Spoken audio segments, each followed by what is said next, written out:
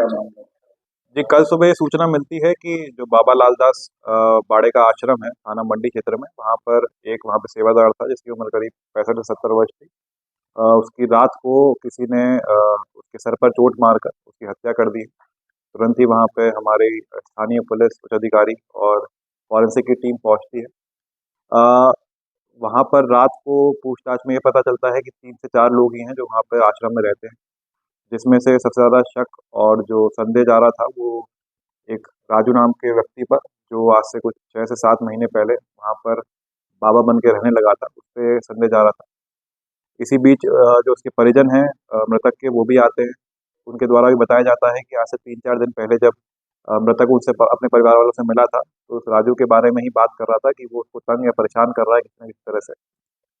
तो इसी आधार पर एक नामजद तहरीर दी गई थी इसे घर वालों की तरफ से। और जब हमने इससे कड़ाई से पूछताछ करी और जो हमारी फॉरेंसिक की टीम गई थी, तो उसने 2-3 अच्छे हमारे साइंटिफिक एविडेंस वहाँ से गैदर किए थे। जो एक औज़ार था जो ये राजू उर्फ मणिरात जो अपने पास रखता था, जिससे वो लकड़ी भी काटता था आस-पास के पेड़ों से। तो उस औज़ार को उसने धो दिया था उसका कत्ल करने के बाद। तो उस औज़ार पे हमने जब टेस्ट किया केमिकल्स के साथ, तो उसमें ब्लड पॉज़िटिव आया था, ह्यूमन ब्लड पॉज़िटिव। तो एक ये हमारा आधार बना जिससे हमने इससे पूछताछ करनी स्टार्ट की।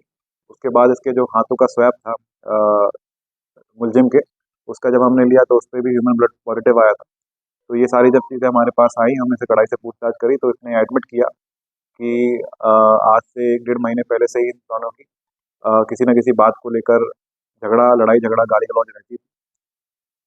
यही बताया जा रहा था कि दोनों ही नशे के आदी थे और नशे में आकर भी लड़ाई-झगड़ा करते थे। इसके द्वारा ये बताया गया है कि वो जो बहादुर था, जो सेवादार था, जो मृतक था, उसके द्वारा मंदिर आश्रम के प्रांगण में कुछ मीट या शराब का सेवन किया जाता था, जो उसको पसंद नहीं था।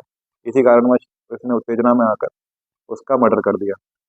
जब इसका मूल स्थान पूछा गया था तो पहले का अपना वो राजस्थान का बता रहा था, लेकिन उसके बाद जब इसने हमने इससे पूछताछ ढंग से करी तो इसने बताया बहराइच का है। बहराइच पुलिस से जब हमने जानकारी पता करी तो इस पे 3 से 4 मुकदमे हैं। वहाँ से भी ये फरार हो गया था बहराइच से अपने मूल निवास स्थान से, और बाबा का वेश धर कर वो यहाँ पर 6 से 7 महीने तक निवास कर रहा था। सर, अगर पिछले मुकदमे की बात की जाए तो ये भी कोई मुकदमा नहीं आया। हाँ, मैंने जैसे बताया बहराइच में इस पे 2 तो एनडीपीएस के मुकदमे हैं और 1 चोरी का मुकदमा है। एक 174 है जिसमें मफरूर घोषित किया जाता है इनको कोर्ट की तरफ से। भगोड़ा वो किया जाता है, वो भी मुकदमा इनमें है। तो ये वहाँ से भाग गया था बहराइच से और साधु बाबा का भेष पहनकर यहाँ मंडी में रहता है।